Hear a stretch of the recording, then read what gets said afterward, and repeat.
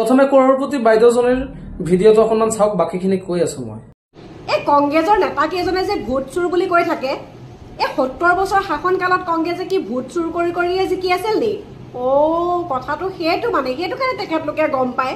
আজি মই যদি কিবা এটা কাম নকৰো মই কেনেকে গম পাম? সকলো চিকচিকীয়া বস্তুৱে শুন নহয়। কথাটো ইমান দিনে বুজি পোৱা নাছিলো, কিন্তু আজি বুজি পালো। তোমাক দেখোতে ভালে আছে, শিক্ষিত হেন লাগিছিলে, সেইকাৰণে তোমাক ফলো কৰিছিলো, ভাবিছিলো যে কিবা এটা শিকিম তোমাৰ পৰা। এতিয়া তোমাৰ পৰা যি লজিক শিকিছো হে আৰু বেলেগত ইউজ কৰিলে বেলেগে পিটিব।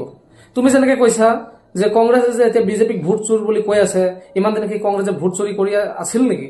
নহলে কংগ্ৰেছেনো কেনেকে জানে যে ভোট চুৰি কৰিব পৰা যায়? এতিয়া মই কৈ আছো আনন্দ মিশ্ৰ, যিটো মানুহে বৰ্তমান পাহৰি গৈছে, SP আছিলে, সেই আনন্দ মিশ্ৰই যে ইমান ড্ৰাগছ ব্যৱসায় কৰা মানুহক যে ধৰিলে, এতিয়া আনন্দ মিশ্ৰ নিজে আগতে কি ড্ৰাগছ বিক্ৰী কৰিছিল নেকি? এই হেমন্ত বিশ্ব শৰ্মাই ডেইলি যে কৈ আছে গৌৰৱ গগৈ পাকিস্তানী বুলি, সেই ইণ্ডিয়ান নহয় বুলি, এতিয়া কি সেই বুলি কি হেমন্ত বিশ্ব শৰ্মা নিজে কি বাহিৰাগত নেকি?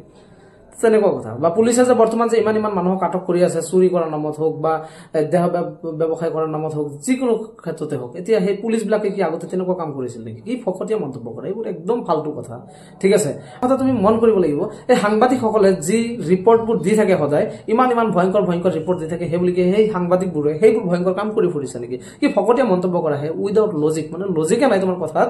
আৰু এনেকুৱা ধৰণৰ কথা কৈ আকৌ লজিকেলি মানুহ বুলি ভাবা আৰু নিজকে মানে অভাৰ স্মাৰ্ট বুলি ভাবা আৰু তেনেকুৱা। আৰু তোমাক কোনোবাই বেয়াকে কমেন্ট কৰিলে তাক আকৌ উল্টা পাল্টাকে ৰষ্ট মাৰি থাকা তেনেকে। হা, খাই কাম নাই আৰু মানে কামবোৰ কৰিবা এনেকুৱা, আৰু কৈ দিলে আকৌ মানে উল্টা পাল্টা ৰষ্ট কৰিবা। কেলা ফকতীয়া যা ভাগ আছে।